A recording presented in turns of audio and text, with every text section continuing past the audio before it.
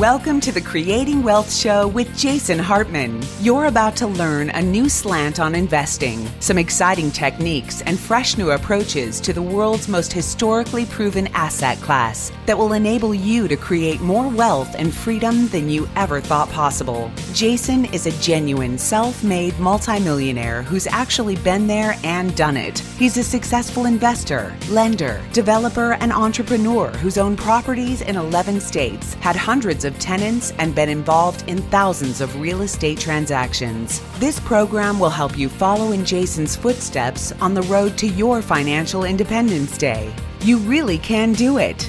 And now, here's your host, Jason Hartman, with the complete solution for real estate investors. Welcome to episode 1533. Listeners from 189 countries worldwide. Our guest today will be Phil Harvey, who is going to talk about the human cost of welfare. Yes, the human cost of welfare and welfare for the rich. If you're not upset about this, you should be, because it's absolutely ridiculous. So we'll dive into that today with our guest. And I would highly recommend, and I recommended this a long time ago, shortly after I had watched this documentary, but check out a documentary called Poverty, Inc. Poverty, Inc., I believe is the name. I think I'm remembering that correctly. Very, very interesting. Just really makes you think about charity in new ways, because our guest today is the founder and former president of one of the largest charities in the world that implements all sorts of family planning help in developing countries where it is sorely needed. Not needed in the U.S. It's a whole different issue. It's amazing how imbalanced this stuff is in different places around the world. So we'll get into that in a few minutes. But tonight, and by the time you hear this, it may have already happened, but for those of you who purchased VIP tickets for our Meet the Masters virtual conference, tonight is our first of the 2 VIP follow-up implementation sessions. So I'm very excited about that, prepping for it right after this, a little bit more preparation, and that'll just be in a few hours this evening. So that should be a lot of fun. Look forward to seeing you all there on Zoom. We sent you emails with the login link, and we sent you text messages as well. So we look forward to seeing you tonight. Also, our live stream is on Sunday, Coffee Talk with Jason and guest. That will be this Sunday, 8 a.m. Pacific. Bring your coffee, and 11 a.m. Eastern on Sunday. Look forward to seeing all of you there. Get your questions answered. You know, we'll have some great content for you as well. And speaking of questions, we have a listener question from Scott. Scott says, is now a good time to start investing in real estate? He says, I heard Jason in a podcast when he said that waiting might be better. We have done this with our decision to buy a personal residence as well. So I guess what you're saying, Scott, is you've waited to buy a personal residence. If waiting is the answer, can you point me to some resources to prep and I guess learn more about investing? You say you are a public school teacher in New Jersey with a pension that you're vested into for 13 years. And I know you can't give advice on this necessarily, but in your opinion, would it be a good idea to take a loan from the pension for funds to purchase real estate, even if the arbitrage is slightly upside down? Well, that's interesting. First off, my question, the first thing I want to say about this, Scott, is I did say that beginning investors, and we work with investors on a wide spectrum. Some are experienced investors who are buying dozens and dozens of properties. Some are brand new investors. And during the darkest days of the pandemic concerns and the question about, where are we going? What is happening? Nobody knows. I did say that beginning investors who have just put together enough money to buy their first 1 or 2 properties should wait. And, everything would be just as good in terms of an opportunity in a month or 2, but the view about the future would be clearer at that time. Well, that has cleared, the smoke has cleared, and we have a much, much better idea of what's happening and where we're going now. Certainly, nobody can predict the future, but I would certainly say that new investors are fine and dandy. They can start investing in real estate now. So I don't think that's a problem. I think the opportunity is fantastic at the moment. The interest rates are incredibly low. As you know, I did that analysis last week of how the cost of these properties on a monthly payment basis has actually declined. And right now, you get a 70% increase in buying power from your rich uncle, Jerome Powell, chairman of the Federal Reserve. So he's all of our rich uncle. And so our rich uncle has given us a gift, and hey, we should use it. It's a great time, no question about it. It's not going to be easy, though. I must tell you, inventory is very scarce. It's in short supply, and you need to be working with our investment counselors to find the right deals, the deals that make sense. We will help guide you to through that. And of course, you can reach out to them through the jasonhartman.com website. And if you're in the U.S., you can call us at 1-800-HARTMAN. Again, that's a U.S.-only number. For worldwide listeners, just reach out through the website and we'll get you taken care of. As for your question about the arbitrage, well, I don't know if the arbitrage is upside down. And I guess what you're saying there, Scott, is, maybe there's an interest rate that you pay to borrow money from your retirement plan. I'm just not sure of the specifics because you didn't say in your message to us. So why would that arbitrage be upside down?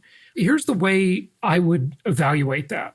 If you can earn 15, 20, 25, 30% when you consider the multidimensional return on investment in the income property, and you can go and learn more about how that's calculated at jasonhartman.com, the free video, the 27-minute video, right on the front page of our website is really the best primer. And if you've watched that video once and 6 months has gone by, you should watch it again. I'm not kidding. That is a foundational video that tells you how to analyze a deal. Okay, very, very important. Also for newbies, remember, I don't mention it much, but we do have a quick start podcast that is really geared toward new investors. And you can look that up as well, just on any podcast platform, type Jason Hartman Quick Start, and I'm sure you'll find that, no problem. But if you can get the money out of your retirement plan for a rate, maybe if you're paying a penalty or you're paying interest to borrow it, I don't know the details of your plan or what, but you're probably just paying that interest to yourself in essence because you're borrowing it from yourself.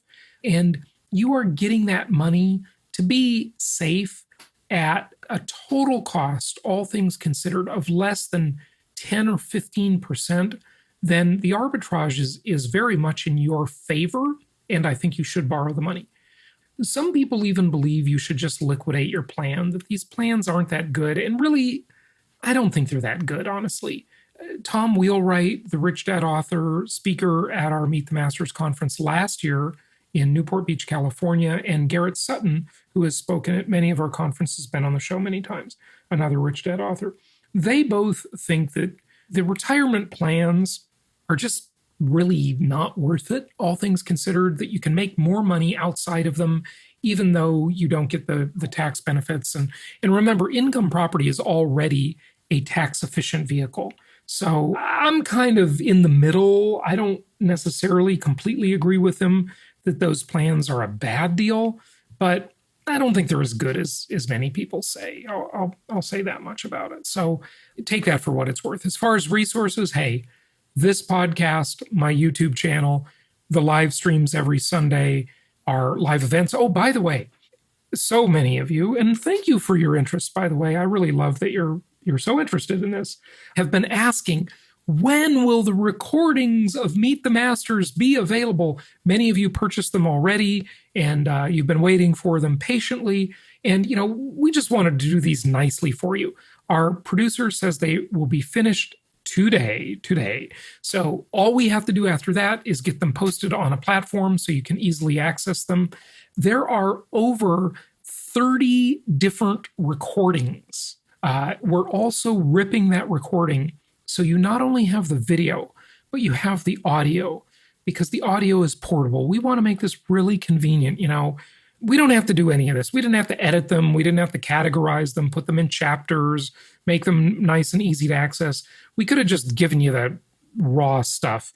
But, I just don't like that. When I buy a product like that, I just think, that's cheesy. They should make some effort.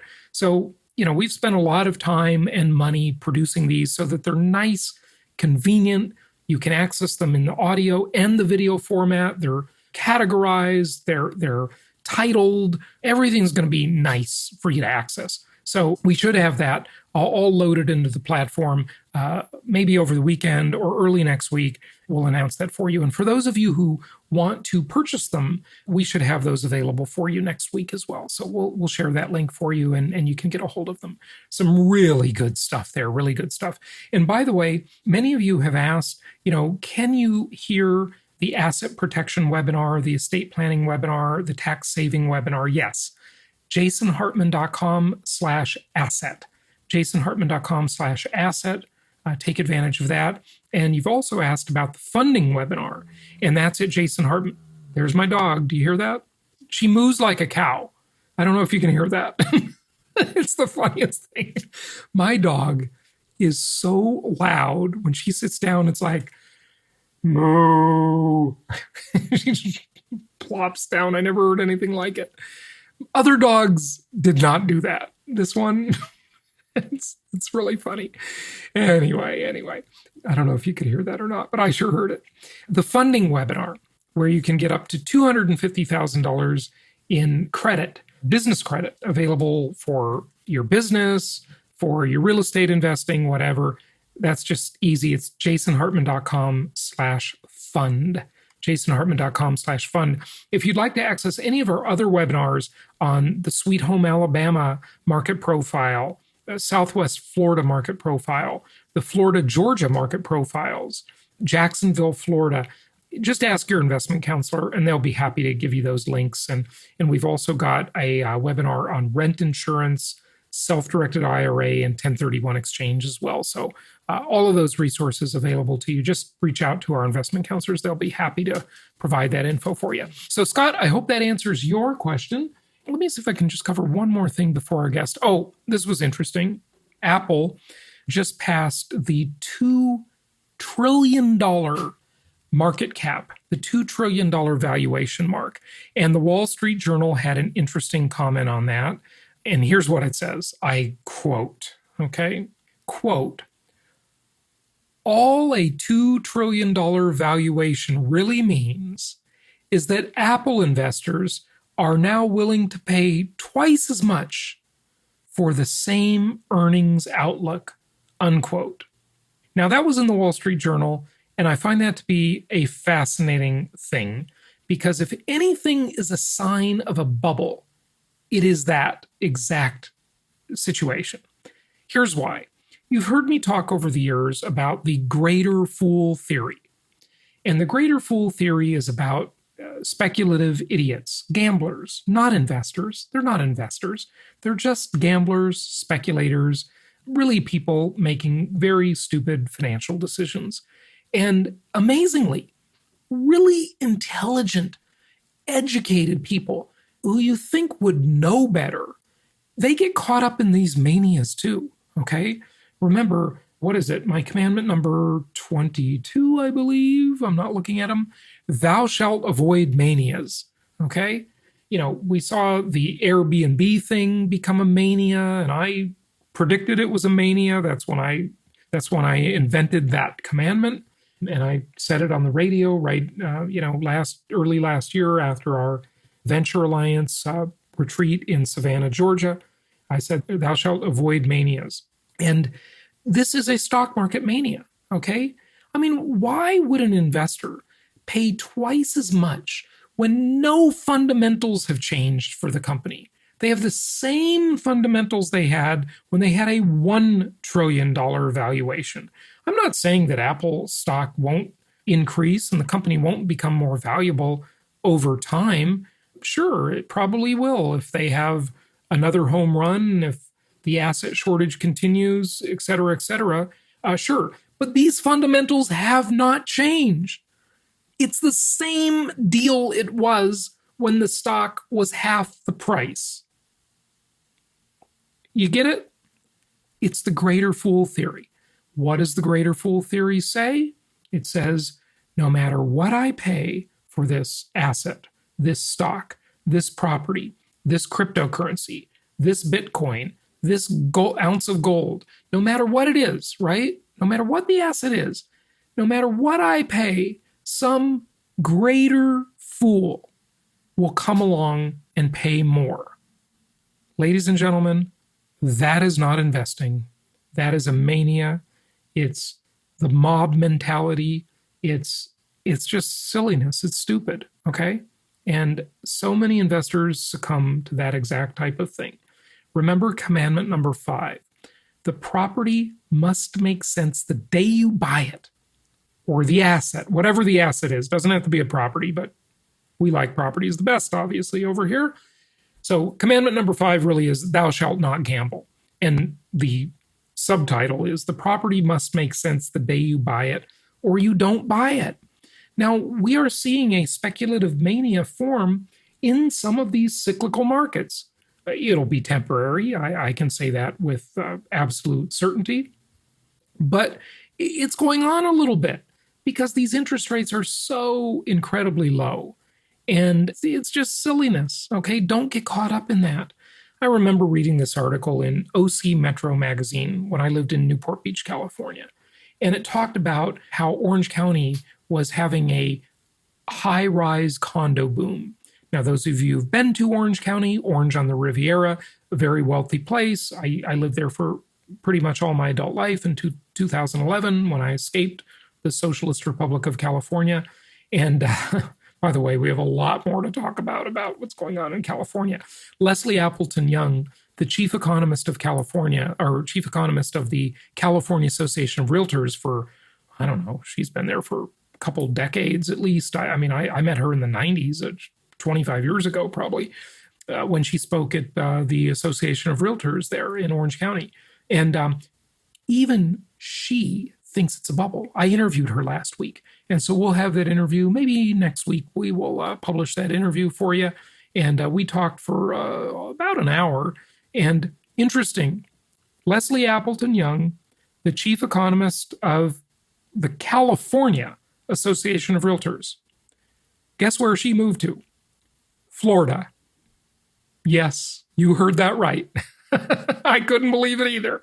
I even gave her a hard time about it before we started the interview. She lives in Sarasota, Florida.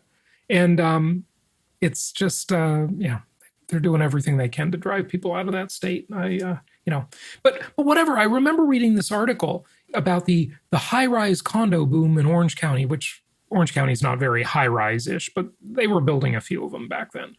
And there was this guy on the cover, and he was this investor, quote unquote. And I just wonder what happened to that guy. Obviously, he went broke, okay? Because, his investments went down the tubes. They were terrible. They were speculative.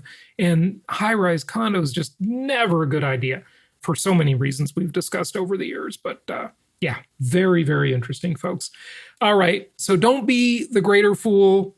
Don't ever buy into the greater fool theory. It's not a good idea. Not a good idea. We're all about investing. We do prudent, conservative things that make sense here. That's what we're here to help you with. Without further ado, let's get to our guest.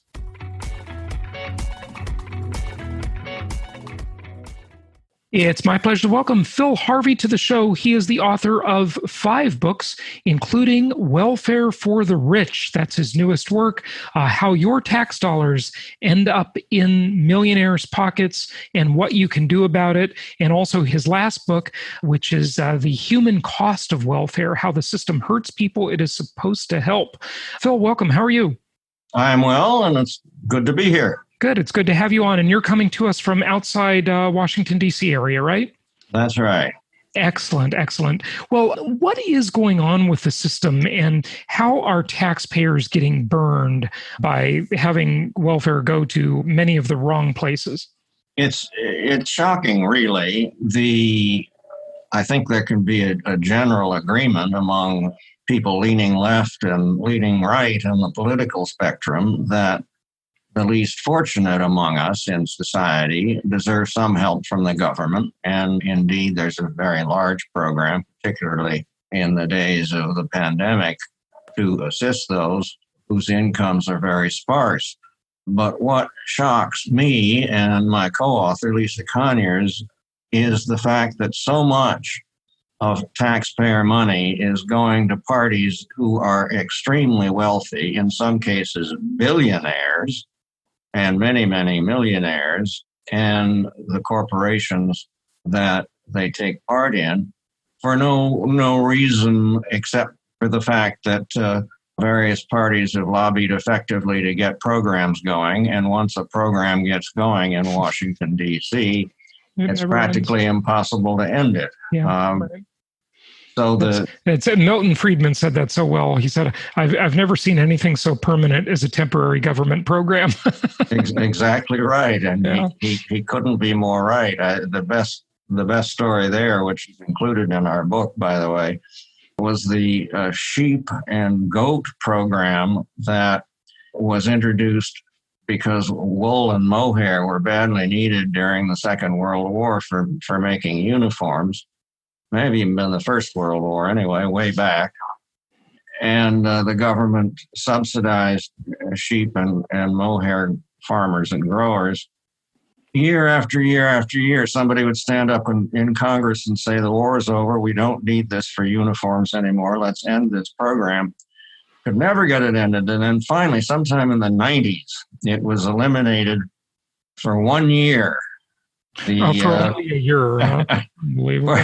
Congress voted to simply end a program that was wasteful and unnecessary. And the next year, sure enough, it came back in a different format. And the mohair and wool folks are back on the subsidy train for absolutely no rational reason, except for those people who benefit immediately from it, of course. These are the iron triangles that exist in so many parts of government, probably just everywhere, at every level of government, state, federal, local. It's just someone is getting paid, and that's why it just can never be efficient or properly allocated. It's absolutely ridiculous.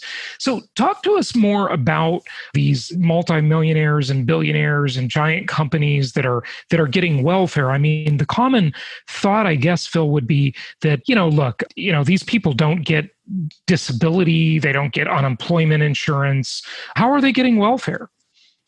Well, the most egregious example, I think, is in the farm program, the farm bill, as it's called, which has been renewed every year for umpteen years now. So I think it started in the Depression when assistance to farmers actually was needed, and it made sense back then. But like so many other programs, the farm bill program, not counting the part that goes to food stamps, which is a separate subject in many ways, gives away about $96 billion a year to farmers and farm interests, with very little attention paid to the wealth of those benefiting, with the result that some of the largest farms and some of the largest agricultural corporations get most of the benefit. One telling example is a woman named Penny Pritzker, who is a billionaire. I mean, she inherited scads of money from a mill and lumber company in Chicago some years ago, and doesn't farm. She isn't a farmer, but she owns some property that is farmed, or at least some property that can be farmed and qualifies as agricultural land. Well, she got $1.6 million over a recent decade just because she owned that property. Now, this is not somebody who goes out and runs a reaping machine or a planting machine or gets her fingernails dirty. She just happens to own some property. She owns the property because she's already wealthy. So what kind of subsidy does she get? She gets a cash check just based on the fact that she owns property that is farmed or is farmable.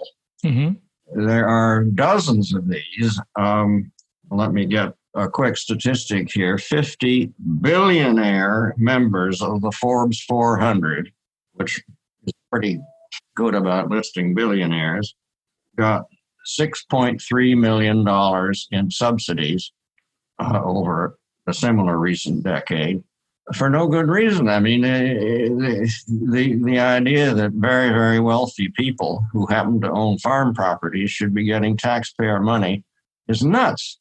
Well, just let me play devil's advocate for a moment on that. So I'm a real estate investor and I teach people how to invest in real estate. We've been doing that for many years, almost 20 years now.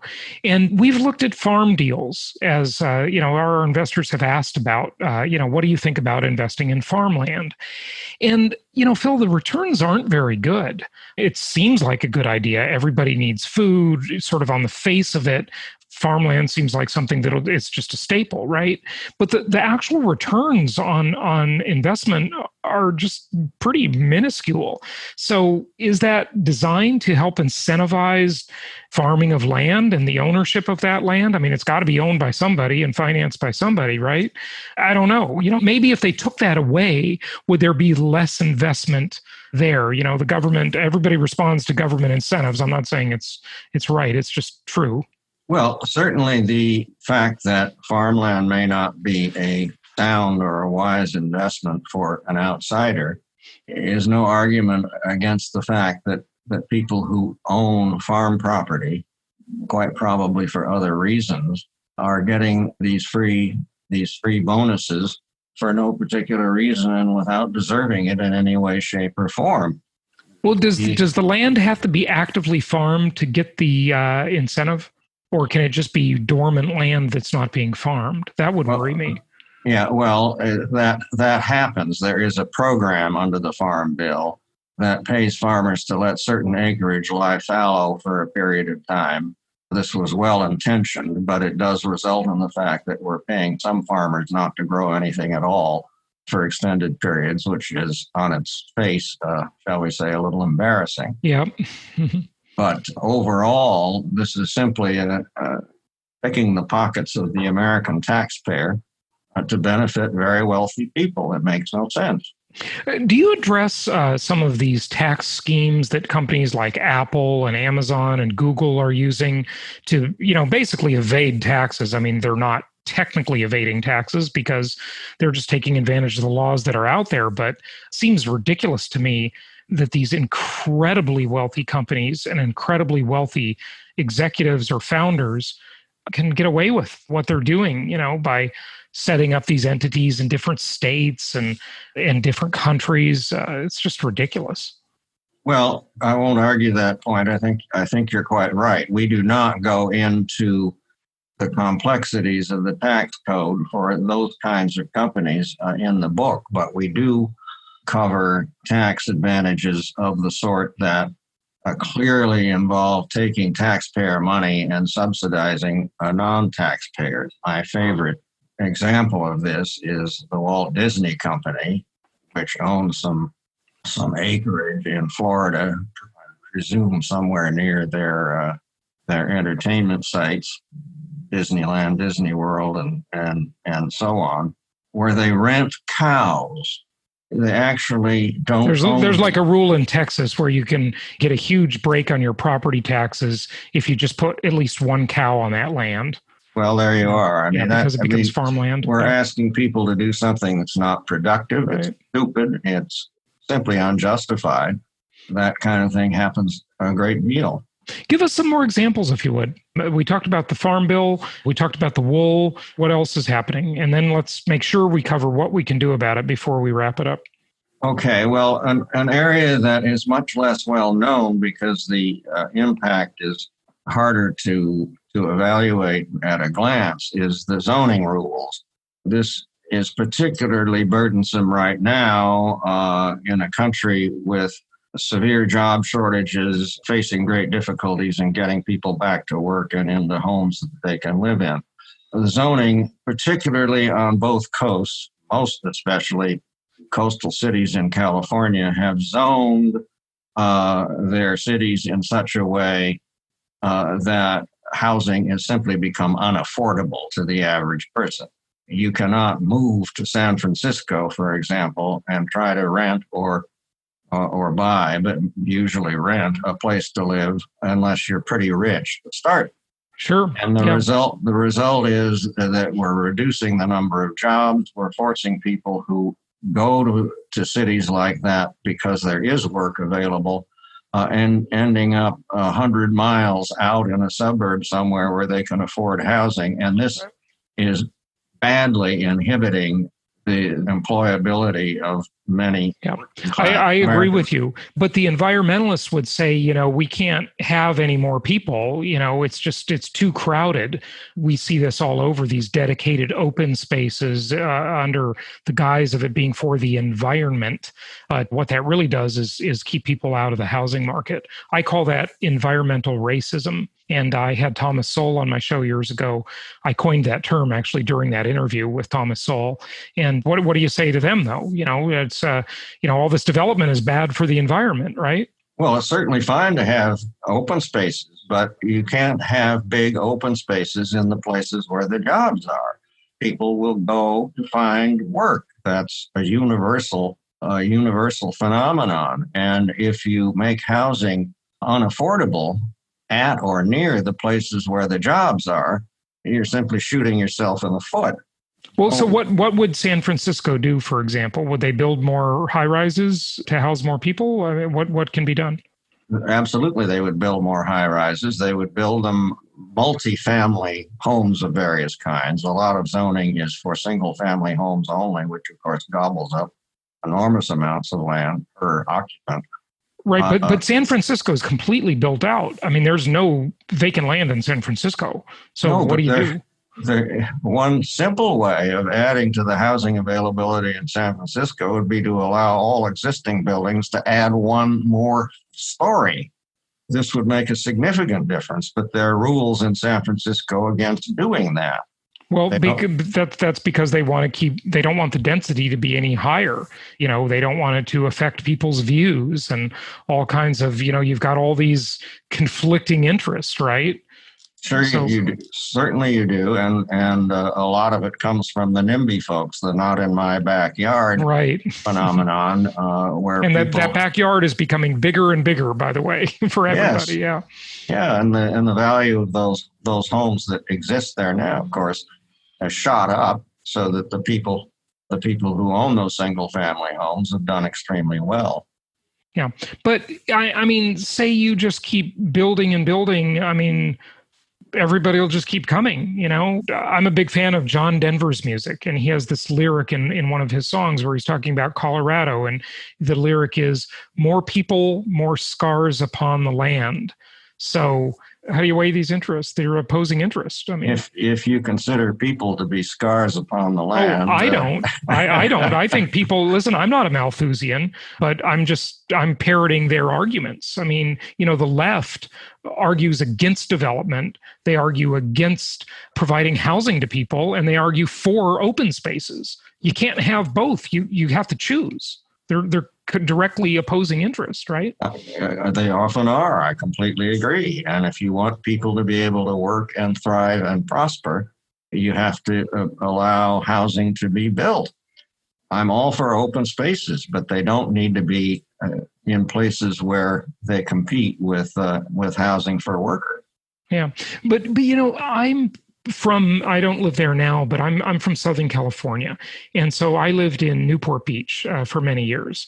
One of the things in Newport Beach and also in neighboring Irvine, I don't know if you're familiar with those cities, Irvine is a very master planned city, and, they've got all these dedicated open spaces, and, there's a vibrant economy there. I mean, it's a high-end area. All these open spaces just simply serve to create a housing shortage. But it's beautiful. I mean, I remember all my friends circulating flyers, save Crystal Cove, State Beach, don't let them develop it. They were so against it. And I thought, basically your whole argument is you've already got yours, so don't share with anybody else, right? Keep other people out and prop up your housing prices. It's like that old riddle, right? What do you call a developer? Someone who wants to build a house at the beach or in the woods. What do you call an environmentalist? someone who already has a house at the beach or in the woods. Yes. You know? Yeah. So what do you do about it, right? I think that's exactly right. Well, I mean, there are compromises that have to be made. I would not suggest that cities be entirely without parks, for example. We need to make living in cities and working in cities reasonably attractive. I'm all for that, but you don't have to zone people out of affordable housing. I mean, the city of Houston, for example, has no zoning of any kind. And people, say with great horror, imagine having no zoning. Well, Houston has no zoning. They brag about it. Yeah. But Houston is rather nice. I mean, I own property in Houston, and yeah, it's quite nice. Yeah. So you don't need zoning to have a nice, livable city. In any event, I certainly agree with your term. Racial zoning has been the result. Environmental racism. Yeah. Environmental racism. Spread the word. Spread the word. Yeah. Yeah. Really, people have to know about it because it's really unfair. It really is. You've got a couple other maybe touch points just before we wrap it up that I want to ask you about. You talked about housing. You've got food steps, missteps with women and children. We disable the disabled. Do you want to touch on any of those as we wrap it up? Well, I would mention just one more program related to agriculture, but it's basically a different program, and that's the sugar program, because it's one of the most egregious of government subsidy efforts. Everybody pays about twice as much for sugar and sugar-containing products every time they go to the supermarket. Twice as much as they should have to pay, because sugar in America costs double the world price. This is done for the benefit of really a very small number of very wealthy sugar barons who grow sugarcane primarily in Florida. A man named Pepe Fanjul, who is another billionaire benefiting from government policies. And even people who are too poor to be paying any kind of federal income tax, they're below the tax level, still have to buy groceries. So virtually everyone in America is subsidizing Pepe Fanjul and his billionaireness, one of the most obscenely unfair programs that the government takes part in. Should we eliminate lobbyists? I mean, a lot of this is a result of lobbying, of course. We can't eliminate lobbyists because the First Amendment to the Constitution specifies that one can represent one's case in front of the government. It's a very fundamental American right. There are ways of making lobbying a little less intense, but it's an uphill battle, and one that requires an alarmed citizenry, I think, to an extent that we may have difficulty achieving. Yeah, I agree with you. Give out your website and tell people where they can find out more. Well, Welfare for the Rich has its own website called welfarefortherich.org, and you can find out a lot about the book there. It is available on Amazon and a great many other places, and we hope you'll have a look at it and learn just how much of your money is going to how many very, very wealthy parties. Excellent. Phil Harvey, thank you so much for joining us. My pleasure. I enjoyed it.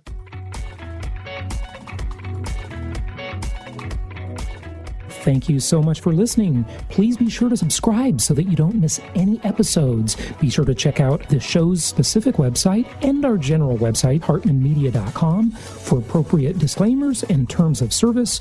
Remember that guest opinions are their own, and if you require specific legal or tax advice or advice in any other specialized area, please consult an appropriate professional. And we also very much appreciate you reviewing the show. Please go to iTunes or Stitcher Radio or whatever platform you're using and write a review for the show. We would very much appreciate that. And be sure to make it official and subscribe so you do not miss any episodes. We look forward to seeing you on the next episode.